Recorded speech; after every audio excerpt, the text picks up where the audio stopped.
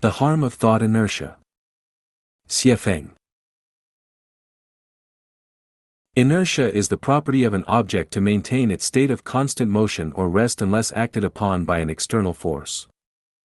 Just as objects have the nature to maintain their original state of motion, human thought also has the nature to sustain its existing state of consciousness. Whether it's the inertia of objects or thought, both have many harmful effects. A car moving at high speed, when subjected to emergency braking, will continue to slide forward due to its inertia. This inertia can sometimes lead to disaster. In today's rapidly changing world, people's thoughts and consciousness, due to thought inertia, tend to cling tightly to outdated ideas, instinctively rejecting the emergence of new thoughts. This inability to shift consciousness in a timely manner leads not only to personal mental anguish but also becomes a stumbling block for civilization, turning into a killer of the new era. Let's examine a few phenomena that illustrate the harm of thought inertia. Over 20 years ago, Chinese leader Deng Xiaoping proposed, "Let some people get rich first." He advised the entire party and nation not to get entangled in debates over socialism versus capitalism but to focus all efforts on economic development. Over the past 20 years, practice has proven that Deng Xiaoping's philosophical perspective of, "It doesn't matter whether a cat is black or white, as long as it catches mice, it's a good cat," has a correct side. This represents new ideas and ways of thinking.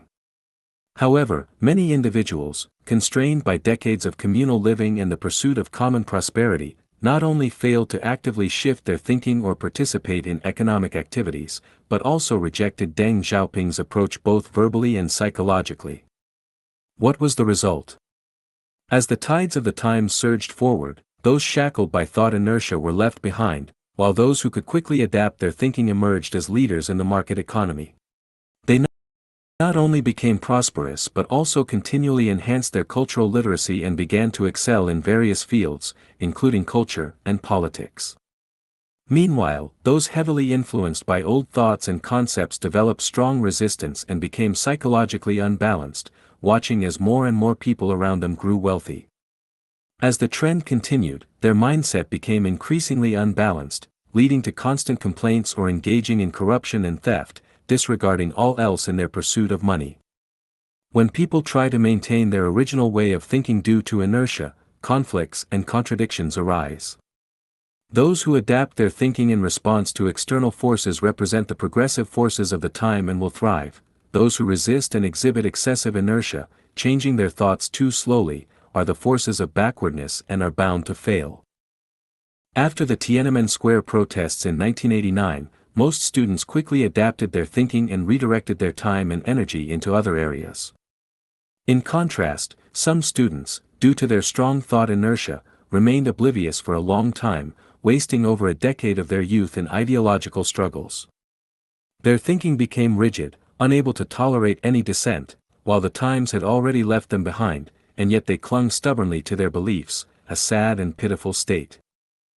After Falun Gong was banned in mainland China, some practitioners quickly adjusted their thinking, abandoning their practices and distancing themselves from the organization, exploring deeper realms of spirituality, and maintaining balance in their family and work life. However, other practitioners, due to deep-seated thought inertia, found their foundations crumbling, their potential fading, and their opportunities slipping away irretrievably. It was like trying to hatch an egg that had already broken, and crying was futile, yet they still waited hopelessly for something to change. Contemporary youth are flexible in their thinking and adept at enjoying life. The constraints of traditional worldviews, values, and marriage concepts are diminishing for them. The rising divorce rate is a sign of societal progress. However, many still live within old thought patterns, lamenting that people's hearts are not what they used to be, and the moral standards of society have declined.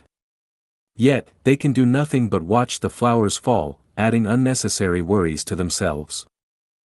Cars have been invented, yet people still reminisce about horse-drawn carriages. A phone call can resolve issues from 1,000 miles away, yet people still embark on long journeys to meet in person. New ways of living save time and effort, yet people insist on doing everything themselves, failing to recognize the benefits of cooperation. Renting a home can be better than buying, mobility is preferable to stubbornness, change is better than rigidity, and innovation trumps tradition, but this is difficult. This is the mischief of thought inertia. The era of Lifechanyuan is on the horizon. Humanity's collective consciousness must rise. Those who do not harmonize with the main theme of the times or resonate with the ideals of the new era will face significant risks of elimination and purification. If one does not swiftly adapt their thinking and remains entangled in the old nests of nation, religion, political party, and family, struggling in exhaustion against the turbulent waves, what will the outcome be? As they see others marching forward with vitality toward the highest realms of life and existence and observe the tsunami approaching, yet remain stationary, muttering in confusion or helplessness, can they find a way out?